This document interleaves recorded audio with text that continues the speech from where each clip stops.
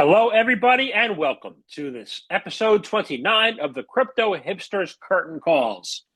This episode is a compilation of 4 podcasts from season 6 through 8. Actually, this podcast has 1 interview from season 6 and 3 from season 8, and is entitled The Grand Illusion: Why Ushering a New World of AI Superintelligence is Much More a Reality Than an Illusion. This podcast consists of 4 clips from podcasts through the years. Starting the first one, it was an amazing conversation I had with Kurt Ivey. Kurt Ivey is an advisor at HumanizedAI. We spoke in season 6 in February 2024, and we spoke about exploring the intersection of human-generated data, blockchain, and artificial intelligence. The next clip from season 8 was in February 2025 with Ahmad Shadid, who was the founder of O.xyz, or O.xyz. We spoke about ushering in a new world of sovereign superintelligence. Third was a conversation with Chen Feng. Chen and I spoke in season 8 in April 2025. Chen is the head of research at Autonomys. And we spoke about building AI 3.0 to overcome systemic challenges within the Web3 industry. And last but not least was a second conversation I had in 2024. This was in December with Michal, Mehow, Pospieszalski, who's the CEO, co-founder, and co-inventor at MatterFi. This was a holiday special in 2024 in December, right at Christmas. We spoke about why preventing theft and fraud by using AI in crypto matters. Did a little name play on the company name, MatterFi. All my podcasts are available in their entirety on Spotify, Apple, anywhere you listen to your favorite podcasts. And this episode 29, is again entitled The Grand Illusion: Why Ushering a New World of AI Superintelligence is Much More a Reality Than It Is an Illusion. Check it out. Have a listen. Watch or listen to the podcast in their entirety. If you enjoy the clips and want to learn more, check it out. I'll see you next time. Thanks for tuning in. It's amazing what the social sentiment, capturing can do. I want to know, what are the challenges and dangers with AI today, and how do we begin to solve them? Yeah, so on the challenges side, in regards to humanized AI, there are a lot of artifacts that come out of AI that are just strange or inhuman. The uncanny valley or the chaotic outputs. For example, you have the 6 fingers or the 40 teeth in the images.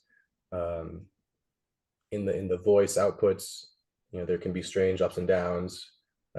There are some AI companies that will do voice for people who can't speak properly, so they want that to sound as natural and human as possible.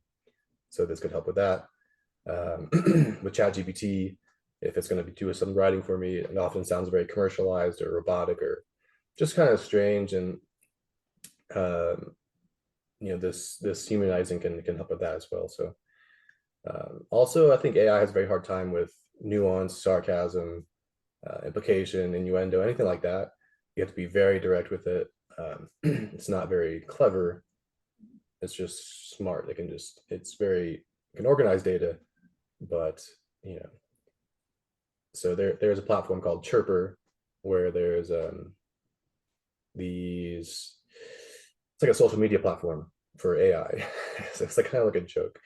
It's like a story almost that you're participating in, and if it doesn't come off as human, a project like that won't work very well. Some dangers of AI. are just with the misinformation. Nowadays, misinformation is spreading like wildfire, and it always has. People say we're in a post-truth era. We've never been in a pre-truth era. We've always had a problem with the truth, and it's becoming even more of a challenge with AI. Although it still is an issue of doing your own research and believing whatever you see online. We've had that problem forever. The AI can definitely make that worse. So there's a few possibilities with AI of creating a problem, but also a few possibilities with it helping the problem, as far as being able to quantify data and determine if something is false or AI generated. I want to get in a couple of things you said there. Oops. Nuance, sarcasm, and you said that area, like, that's always been a problem with human data, right? I mean, that's not picked up really well in email either, using Right. sarcasm. How do you begin to capture humanized AI when most people have some level of trying to be, cocky and funny, or be nuanced, or have sarcasm? How do you actually weed through that in your platform to be able to get to the data? Yeah, I mean, that's a difficult question, and it's something that we'll have to find over time, based on the crowdsourcing of that feedback. So if you have a platform like Chirper, where they're social media characters acting out some fake reality, if you're going to go in and quantify that data, you would have to tell the AI, okay, this was actually sarcasm. You responded to it as if it was literal, but it wasn't. So how you can tell is, XYZ, maybe it's not too serious. Maybe it's over the top when it's a situation where it shouldn't have been. So yeah, I mean, it's something that'll have to emerge over time. And if it was so easy for me to answer, I think we wouldn't need a platform like this. So I think that's a bit of a cop-out, but that's my answer. Well, I got your answer. Yeah. Well, you said where you will be able to tag it. Yeah. Yeah. Mm-hmm. In any system, you have to be able to tag and map things anyway. Yeah, even SQL, like whatever, you have to be able. So if you can tag that it is sarcasm, then you'll be that's part of the data capture, right? Correct. Well, your question is a bit complex. I mean, why the AI agent market is bumping, or why do we need that, and why it will continue to grow? Like, what specifically do you want me to go? Both. Well, look, we can meet both, and you'll be honest, right? If you look at all this AI agents coin, like 99% of them are nothing, right? It's just something riding the hype, just like pumped fund, right? 99.99% of the coins are nothing. Same thing is happening also with this. But because of that happening, that itself shows you something very critical, which is there is a lot of money there, right? And people are doing anything to invest in anything crypto x AI in any way possible, like at the intersection of crypto AI, whatever it takes, an AI meme, an AI agent, just put AI there, we will invest, right? They want that AI investment in the crypto market. The crypto market lacks real projects, lacks opportunities. And when I started IONET last year in 2023, no, actually, no, it's 2 years, man. When I started IONET last year, it was 2 years ago. There was lack of real project that is actually AI. Like at that time, there was only render, fit, and like I could literally count them on my fingers, and there's so few of them. And it's so old technology. None of them have something really revolutionary that is actually usable outside of the crypto sphere, right? The crypto world is so small compared to what is outside. So when IONET came in, it grew so fast because it had a technology that is at the bar of ChatGPT level infrastructure that is behind ChatGPT, like something really advanced that the market haven't seen before. I mean, barely people in the AI market who works for the largest companies in the world, who ever needed to kind of train some really advanced model at that time, even knew about such technology and how to handle it. It's like really advanced technology that's usually used for high frequency trading, machine learning training. It's the same technology that needed that was needed to train ChatGPT. So when we brought such like raw, crazy technology, but also the right market, the right time, solving a real problem, business problem, all together, brought you that fast growing thing. Now, what's happening right now is after we launched IONET and it was 4.5 billion, now it's like 2 billion and something. So it wasn't a success story, and so many people tried to clone it. And after that, what is happening is they throw GPU cluster, they bring the same words we use, and they build something so simple and just throw it there, and money flows there, right? But it's not core technology that if I would come in after the bear market, I would find them, right? It's just a pump and a long pump and dump or a trial to ride the wave, I would say. And that's what I noticed 99% of the projects in the market. They just try to ride the waves. And it's for us as investors to be aware of this and also to educate our communities, that, you know, to tell them how to really distinguish between this is someone trying to ride the wave or someone who's actually building something solid. Yeah, it's just beyond the coin, right? It's you have a treasury. Did you save enough money for the bear market? Do you have enough, you know, technology team?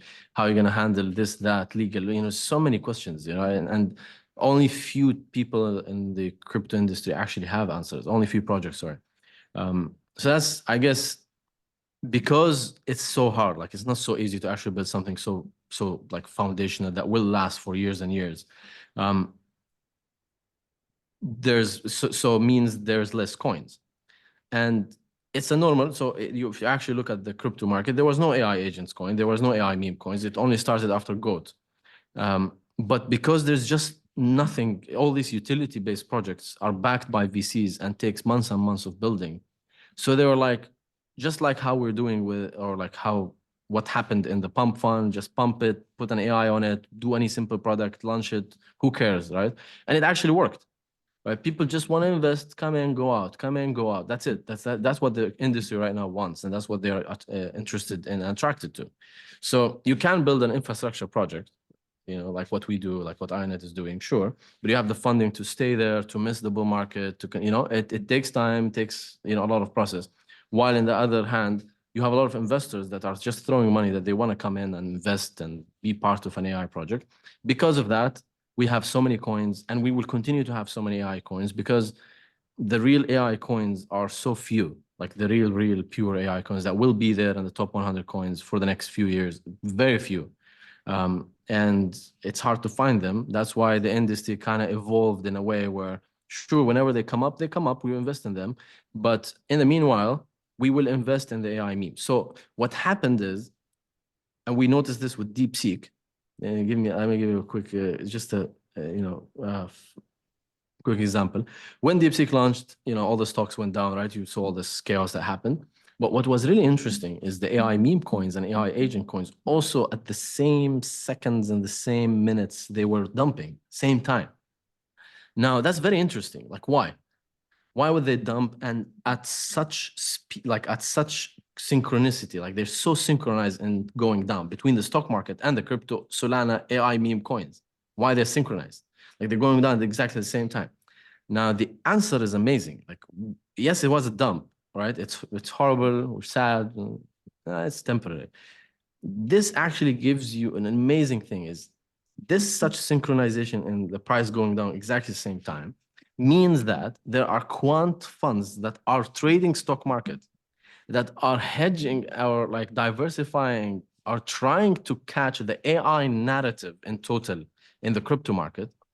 And they're using the quant funds to buy these tokens. So you're talking about like funds with billions and billions of dollars now seeing it's possible and feasible for that much money they have to put it in Solana and to buy the coins that are listed in Solana and to sync their quant systems between the stock market and the Solana market, at Solana AI market, and do this hedging and risking, meaning that they first of all saw an opportunity, second, saw available volume for them to trade at such big sizes. Third means for us, institutions are already in. And we are in the middle of the AI bull market. Like if these big quant funds are in, it's not gonna stop. It's just a continuous loop. It will never stop. Interesting. So I like the fact you brought up the negative side. You know, I'm not looking at negative side as far as AI right now because there's a lot. The jury's still out on what it can and can't do. or how it can apply. But there are some major limitations when it comes to blockchain, right? Very true. So through your research and looking at those limitations, how is Autonomys working to solve those limitations? What's going to be possible once you solve them? Very good question. Here, I will kind of maybe explain 5 limitations and then briefly mention our solutions. Because for each limitation, I can give a lecture, of like 1 or 2 hours. So that's why today I just want to keep it high level and brief. Okay, the first limitation I would say is a common limitation. Scalability. Like a long story short, we all know like Bitcoin, Ethereum, very limited in terms of TPS, And although we have Solana and others, the 3 blockchain, other high performance blockchain, but if we are talking about billions of AI agents, maybe not ready yet. So luckily, okay, so this is a problem, How to create kind of this like massive scalability for billions of AI agents. You know what? My old background turned out to be useful because for current approaches, basically we call them sharding, The idea is let's improve the throughput by a factor of 20. If we have 20 shards, then maybe we create 100 shards. We can amplify the throughput by 100, So this is, I call it old way of thinking. And if you are familiar with the information theory, the right question to ask is, what is the fundamental limit of the throughput, based on the hardware we have already? This is number 1, After we understand the fundamental limit, then how can we approach this fundamental limit? Because if we are thinking in this way, like the previous numbers, 20, 100, they didn't matter, What matters is the gap to optimality. First, figure out the optimum throughput, and then tell other projects what is our gap to this optimal throughput. And if we can do this, then we can quickly figure out how many computers we need in total in order to support billions of AI agents. You see, it's a different way. It's the opposite way of thinking the problem, The previous way is like a multiplication, or 10 times, 100 times better, Our way is more like a division. This is the best. And then we divided by 1.1 because we needed to pay overhead, So this is, so this is, I would say, our number 1 research project in order to support billions of AI agents. The rest 4 can be explained very quickly. The second is about decentralization, And we know this is important. If finally we build an infrastructure for billions of AI agents, but it can be controlled by 5 entities. Still, not good. The hint is proof of work cannot go there. Even proof of stake, Both from theory or practice perspective, This tends to lead to centralization because this stake, Rich gets richer. So that's why we are based on proof of storage. And I'm not saying that it's the best choice. At least it's better than current choices. Decentralization. I can give you one hint. When it comes to computation, we have a huge hierarchy. The chips or ASIC is way more faster than CPU, That's why even if we combine all the CPUs in the world, still we cannot compete with the mining pools who have a lot of chips, right? Teriyaki. But when it comes to storage, such as SSD, hard disk, right? Their kind of difference is small, right? Even if some data centers have lots of storage, if we combine, right, individuals together, we have a good chance, right, to beat major data centers. Hopefully, but this hint is clear. Rhetorical future. What is the rhetorical future of AI for crypto transactions? Rhetorical future. I don't know what that specifically refers to. Yeah, I saw it. I was like, what does it mean? What is the future of AI for crypto? Like, I mean, people I say wouldn't call like the rhetoric. That's a silly phrasing. I think the question's valid. The phrasing's a little, I don't know who put that out there, but that's, yeah, that's a little silly. So one of the things that we developed is an AI agent that runs on top of the crypto wallets, right? And it's an autonomous agent that runs on your local machine. So the thing controlling your wallet is not controlled by the cloud. It's not, doing things or being told to do things by the cloud. It's an autonomous agent, and the only person it'll listen to send or receive or do transactions is you, the user. And that's really cool because now you can chat to it as if it's a chat bot, right? But we wrote our own what's called a model context protocol server, and that runs locally. And then our local AI, which is pretty intelligent, now has these 70 tools, and it can call out to Chat GPT and OpenAI and well, OpenAI is Chat GPT and Claude and check the news and get all this intel. So you can ask it things like, hey, what token is hot right now? How should I get it?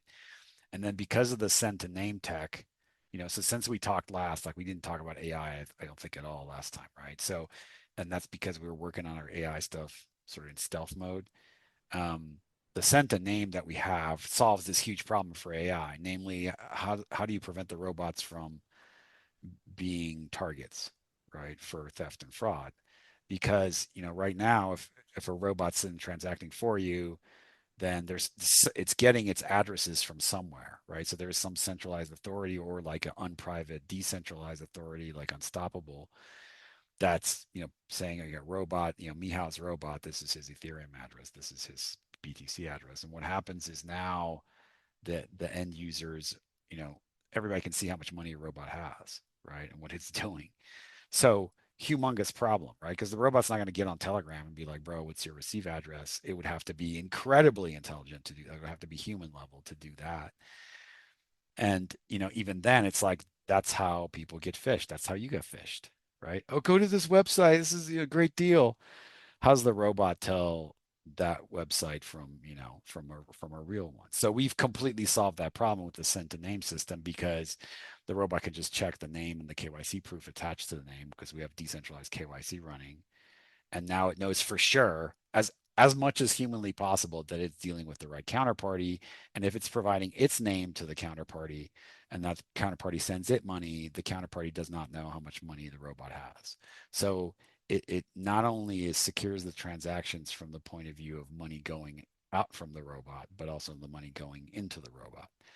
So it's private both ways, and it's as strong as it can be in terms of identity, yet it's still an on-chain transaction. Because if you recall, like what our system does is we don't modify any of the chains we don't modify Bitcoin to have all this work. It's just that our wallet knows how to compute the counterparty's receive address automatically, right? And it computes a unique one that's on their curve, that's unique to just the sender and the receiver. Only the sender and receiver know. If somebody else sends that same person, it's going to go to a different address on that recipient's curve. Because recall, if you have a seed, you don't just have a single seed with a single master public private key. There is a master public private key, but then there's a derivation algorithm where essentially you have a curve that's defined in two-dimensional space, this mathematical curve, and you can have an incredibly large amount of keys on that key space. So what we do is our algorithm lets the sender compute the recipient's receive address on the curve, and then lets the recipient find that address on their curve as well in an efficient way. So it's incredibly important for AI and just people, right? So our sort of motto at MatterFi is we make fintech it's extremely easy to use for humans and AI to get along. So to me, that and so how does that fit in the future of AI? Well, we're very quickly going to have a ton of robots doing stuff for us. But if we don't have the security infra, then we're going to be screwed, right? So we're going to be releasing our AI stuff initially completely cost free. That's our business model right now to drive adoption of the fintech, which is, in my mind, required for the AI to work securely. But the AI is just super cool. I'll be able to share that with you in January. It's very nearly baked. We already did like one release, which is really cool, and now we're working on the second one.